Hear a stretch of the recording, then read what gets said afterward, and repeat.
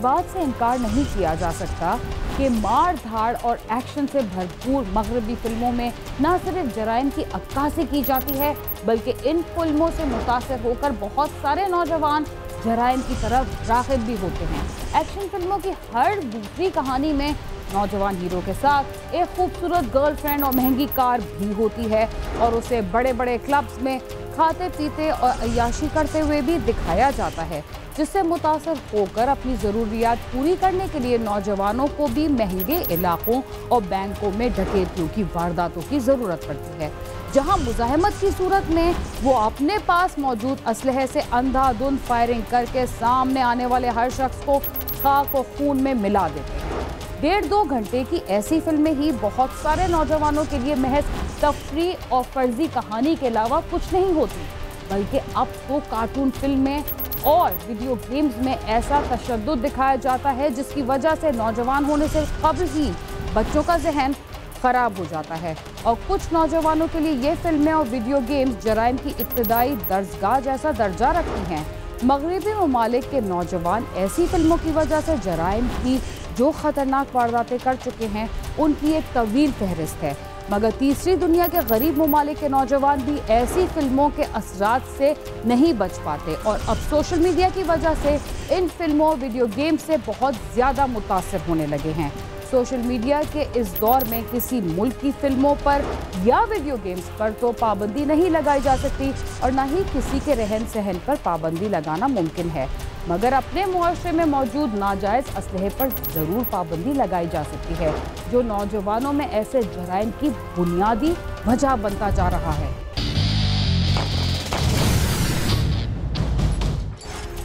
कहते हैं कि किसी भी नौजवान की तरबियत पर उसकी अच्छी और बुरी सोहबत ज़रूर असरअंदाज होती है। बहुत सारे नौजवान बुरी सोहबत का शिकार होकर न सिर्फ अपनी ज़िंदगी और मुस्तकबिल को तबाह कर देते हैं, बल्कि अपने ख़ानदान और वालिदैन को भी मुश्किल में डाल देते हैं।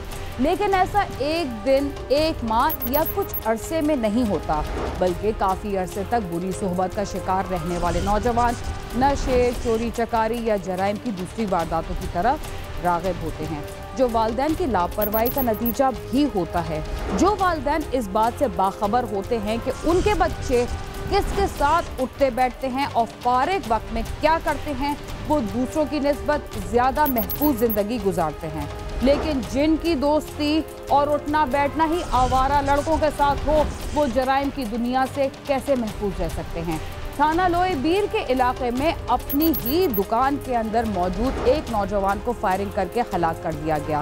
किसी ने इस वाक़े को ज़ाती दुश्मनी तो किसी ने डकैती की वारदात कहा, लेकिन इसके पीछे ऐसे हक़ाइक़ छुपे हुए थे जो हर नौजवान के माँ बाप को बहुत कुछ सोचने पर मजबूर कर रहे। 3 बुलेट्स थी उसमें, वो मैंने यूँ फायर दबाई फायर पे, तो वो फायर हो गया उस पर। उसने मुझे बताया कि यार बंदे को फायर लगे। उसके बाद हम दुकान से निकले, बाइक पे बैठे, उधर से निकले।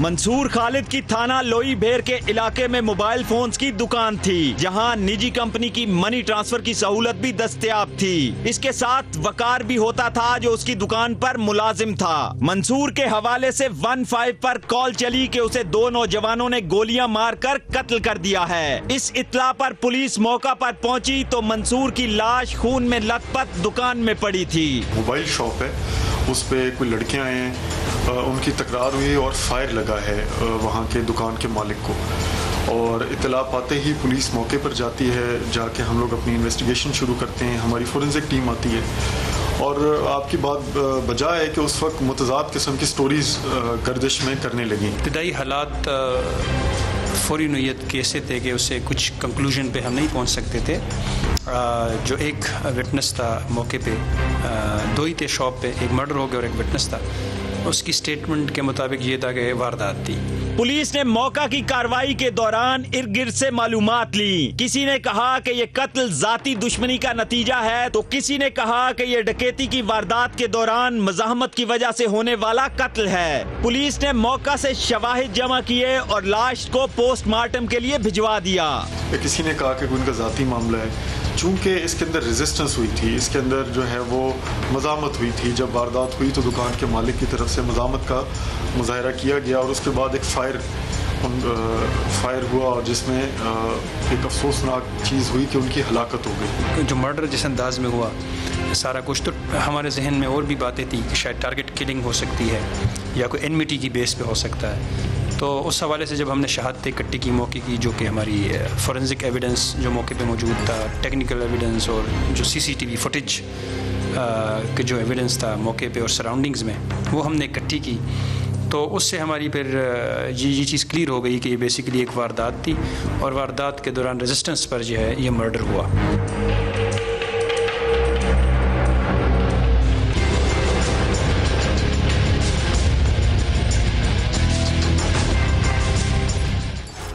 पुलिस को कत्ल की इस दर्दनाक वारदात की तफ्तीश के लिए शवाहिद की भी जरूरत थी।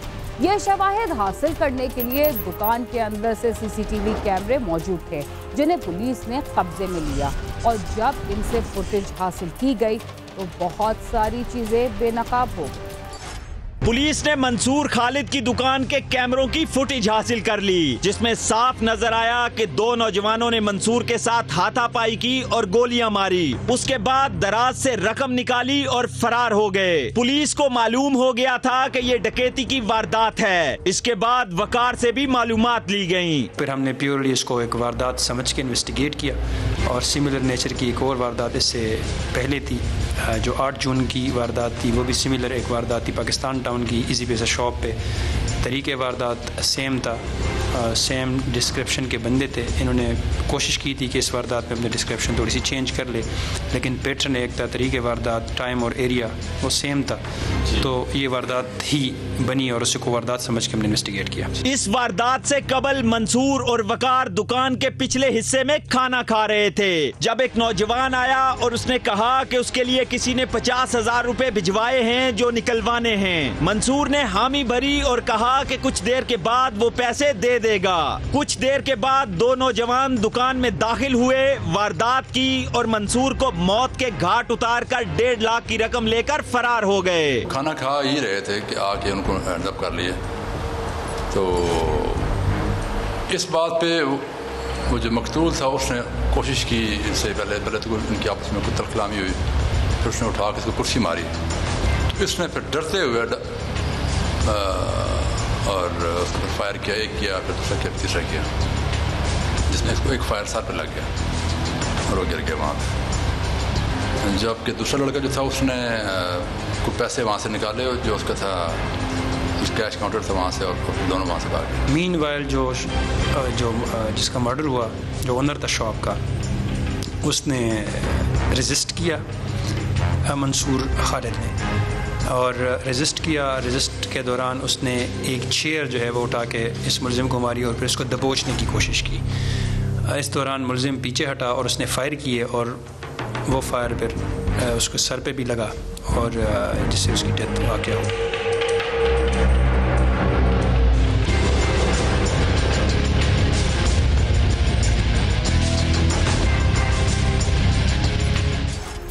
पुलिस को पूरे इलाके में इन नौजवानों पर ही शक हुआ और तफ्तीश के बाद जब उन्हें गिरफ्तार किया गया तो उन्होंने अपने जराइम का भी इंकशाफ किया। प्रोग्राम क्राइम सीन में वक्त हुआ एक मुख्तसर से वक्फे का, जिसके बाद हम आपको बताएंगे कि इन नौजवानों ने जराइम की दुनिया में कैसे कदम रखा और उनसे मजीद क्या क्या जराइम सरजद हुए थे। तब तक आप समा के साथ हैं।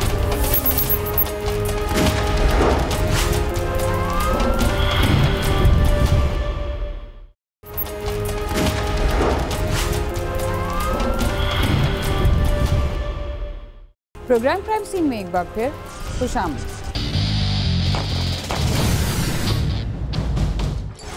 वक्फे से पहले आप देख रहे थे कि पैसा वसूल करने वाली कंपनी से पैसा वसूल करने के बहाने एक नौजवान को उसकी दुकान में लूटने के बाद कत्ल करने वाले कातिलों को पुलिस ने गिरफ्तार कर लिया था, जिसके बाद इन नौजवानों ने हैरान कुन इंकशाफात किए।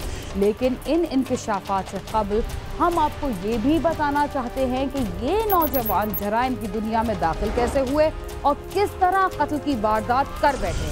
ध्यान रहे कि कहीं आप भी अपने बच्चों के हवाले से कोई ऐसी गलती तो नहीं कर रहे। वारदात करने वाले नौजवान मोहम्मद अली बुखारी और अजीज खान थे, जो अच्छे घरानों के बिगड़े हुए शहजादे हैं। पुलिस ने उनसे तफ्तीश का आगाज किया तो उन्होंने बताया कि वो पहले मोबाइल फोन छीनते और उनको औने पौने दामों फरोख्त कर देते थे। ये यंग लड़के हैं, इनकी फैमिलीज बड़ी हैं। एक के 3 भाई हैं, 2 बहनें, एक के 6 बहन भाई हैं। बड़ी फैमिलीज हैं। इन्होंने, जैसे आपने सवाल किया कि आगाज़ कैसे किया, आगाज़ इन्होंने इसी तरह किया कि ये लड़के आपस में बैठते थे, गपशप लगाते थे। सबसे पहले इन्होंने आपस में लड़कों के दरमियान ही लड़ाई झगड़ों में असले का इस्तेमाल किया। जब वेपन आ जाता है तो वेपन जब इनके हाथ में आया तो इनको ताकत का एहसास हुआ। मोबाइल फोन फरोख्त करते वक्त उनको मुश्किलात का सामना करना पड़ता था, क्योंकि अब कोई भी दुकानदार या आम आदमी ऐसे मोबाइल फोन कम ही खरीदता है, क्योंकि अगर फोन चोरी का हो तो पुलिस फोन खरीदने वाले तक पहुंच जाती है। इसलिए उन्होंने छोटी मोटी डकैतियों का आगाज किया। मोबाइल जब भी आप चोरी का या कुछ स्नैच करके किसी के पास जाएंगे तो बड़ा मुश्किल हो गया आजकल प्रोसीजर। दुकान वाला आपसे उसकी रजिस्ट्रेशन मांगेगा, उसका डब्बा मांगेगा, तो वो चोरी के जो मोबाइल हैं वो उनमें ये चीजें नहीं होती हैं।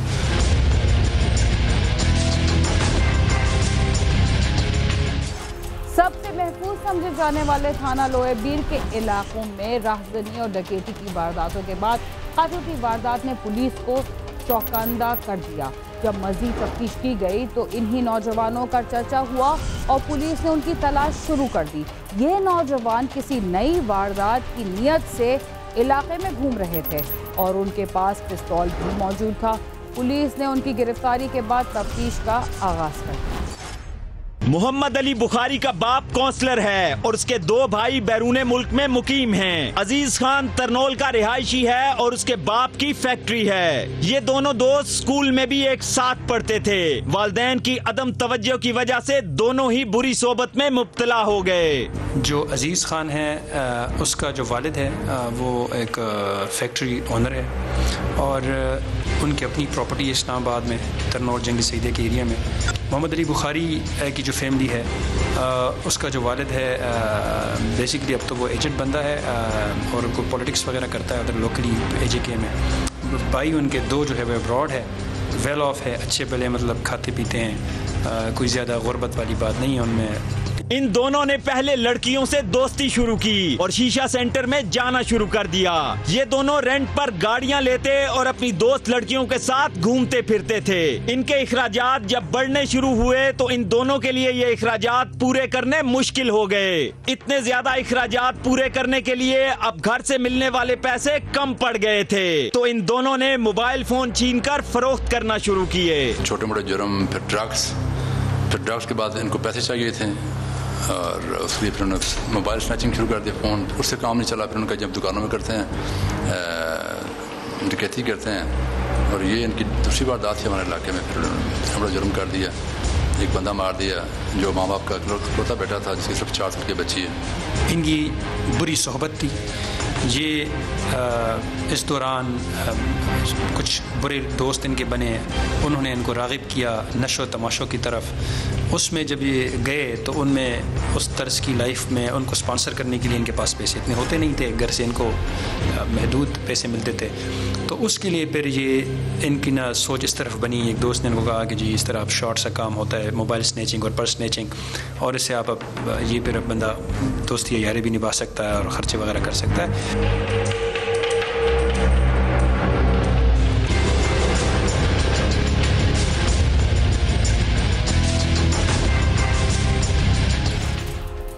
मोबाइल फोन की फरोख्त में मुश्किल की वजह से या फिर आसानी से ज्यादा रकम हासिल करने की लालच ने इन नौजवानों को एक कदम और आगे बढ़ा दिया।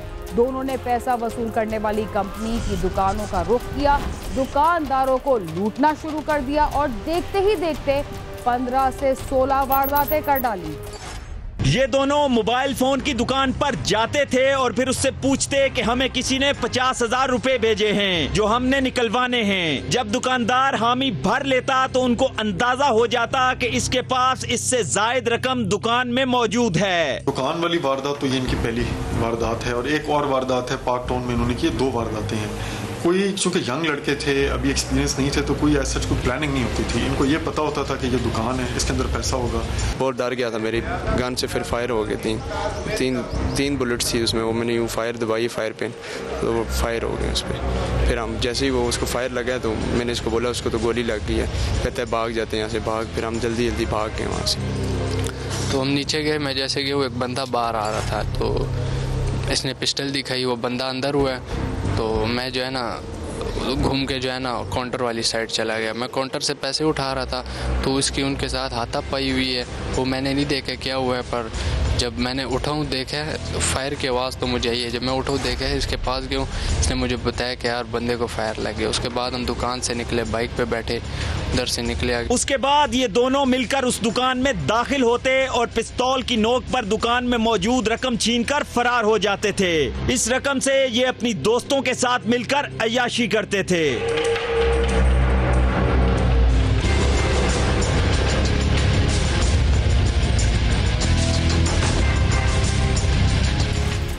मंसूर के कत्ल का इंकशाफ करने के बाद इन नौजवानों ने और भी कई वारदातों का इंकशाफ किया, जिससे ये भी साबित हुआ कि ये नौजवान वालिदैन की अदम तवज्जो से गलत रास्तों पर चल पड़े थे। अक्सर नौजवान इसी तरीके से गलत रास्तों पर चलते चलते ऐसी दलदल में फंस जाते हैं जिससे निकलना उनके लिए मुमकिन नहीं होता। पुलिस ने जब मोहम्मद अली और अजीज खान को गिरफ्तार किया तो उनसे पिस्तौल बरामद हुआ। गिरफ्तार मुल्जमान ने 15 से 16 वारदातों का इंकिशाफ भी किया। इनमें से मोहम्मद अजीज पहले से ही चालान याफ्ता है। तो उस पर हमने बड़ी मेहनत की। इसमें हमें जो मौके वारदात से जो फॉरेंसिक एविडेंस मिला था, टेक्निकल जो हमें एविडेंस मिले थे और सीसीटीवी फुटेज के खुसूसी तौर पे, उसकी रोशनी में और एक वारदात इसी नोयत की चंद दिन पहले इस वारदात से हुई थी पाकिस्तान टाउन में। इस वारदात में उन्होंने डिस्क्रिप्शन थोड़ी चेंज कर ली, लेकिन एरिया तरीके वारदात सेम था। तो वो हमने शॉर्ट लिस्ट किए कुछ लिस्ट, और उसमें मज़ीद हमने नोट डाउन करते हम 2 बंदों तक पहुँच गए। फिर उसमें हमने ह्यूमन इंटेलिजेंस भी यूज़ की, टेक्निकल एविडेंस भी यूज़ किए, सीसीटीवी फुटेज भी यूज़ की, और एट द एंड हम इन 2 मुल्ज़िमान तक पहुँच गए। और फिर हमने ह्यूमन इंटेलिजेंस की बेस पे, ह्यूमन इंटेलिजेंस पर ही इनको लोकेट किया और उन्हीं की इन्फॉर्मेशन पे इनको अरेस्ट किया, जब वाकई एक और वारदात के सिलसिले में ये एरिया में घूम रहे थे। यहाँ जिम्मेदारी वालिदैन की बनती थी कि वो अपने बच्चों पर नजर रखते और उनके इखराजात का अंदाजा लगाते, ताकि उनको मालूम होता कि उनके इखराजात कितने हैं, वो पैसा कहाँ कहाँ खर्च करते हैं और उनके इखराजात के लिए रकम कहाँ से आती है। वालिदैन की अदम तवज्जो की वजह से ही वो बिगड़ गए और वारदातें शुरू कर दी और फिर कत्ल जैसा संगीन जुर्म कर बैठे। देखें, जराइम का इंसदाद के लिए, उनको रोकने के लिए पहली जिम्मेदारी, जिस तरह से ये बच्चे थे, ये यंग हैं, इनकी पहली जिम्मेदारी तो इनके गार्डियंस के ऊपर जाती थी, इनके वालिदैन के ऊपर जाती थी, जो इनकी परवरिश कर रहे हैं। पेरेंट्स को पता होता है कि उनके बच्चे को पॉकेट मनी कितनी मिल रही होती है और वो उस पॉकेट मनी में रहते हुए क्या कर सकते हैं। अगर एक आप कम पॉकेट मनी के साथ एक आपका बच्चा रेंट की गाड़ी यूज़ करना शुरू कर दे और बहुत अच्छा मोबाइल उसके इस्तेमाल में हो, अच्छी ड्रेसिंग हो और खाने होटलिंग हो, दोस्ती यारी हो, तो यही चीज़ पेरेंट्स को जज होनी चाहिए। तो इस केस में भी स्पेशली पेरेंट्स ने गैर जिम्मेदारी का मुजाहरा किया है। ये जो कम एज के नौजवान लड़के थे और इनके पास घर की तरफ से ऐसे कोई रिसोर्सेज नहीं थे कि ये इतने अखराजात उसमें अफोर्ड कर सकते थे। हमारे हर प्रोग्राम में इन्हीं बातों की निशानदेही की जाती है कि जवानी की दहलीज पर कदम रखने वाले बच्चों पर नजर रखें कि उनके ताल्लुकात किन लोगों से हैं, इखराजात कितने हैं और कहां से पूरे हो रहे हैं। अगर इन मामलात पर नजर रखी जाए तो बच्चों को गलत रास्तों पर चलने से रोका जा सकता है। कैमरामैन सद्दाम मलिक के साथ नईम जंजुआ, समा, इस्लामाबाद। बच्चों को स्कूल या कॉलेज भेजने के बाद मुतमईन हो जाने वाले वालिदैन को इस बात का ज़रूर ख्याल रखना चाहिए कि वो अपनी तालीमी जिम्मेदारियां पूरी करने के साथ किन किन शोबों में दिलचस्पी ले रहे हैं और फारिग औकात में उनके क्या मशागिल हैं, ताकि वालिदैन को उनकी मसरूफियात का इल्म रहे और वो किसी गलत रास्ते पर चलने से बच सके। इसके साथ ही क्राइम सीन अपने इख्तिताम को पहुंचता है। अगर आप हमसे रब्ता करना चाहते हैं तो हमारा पता है cs@समाज.tv। इसके अलावा आप ट्विटर, फेसबुक और यूट्यूब पर भी हमसे रब्ता कर सकते हैं और हमारा प्रोग्राम भी देख सकते हैं। दीना खान और क्राइम सीन की टीम को इजाज़त दीजिए और देखते रहिए समा।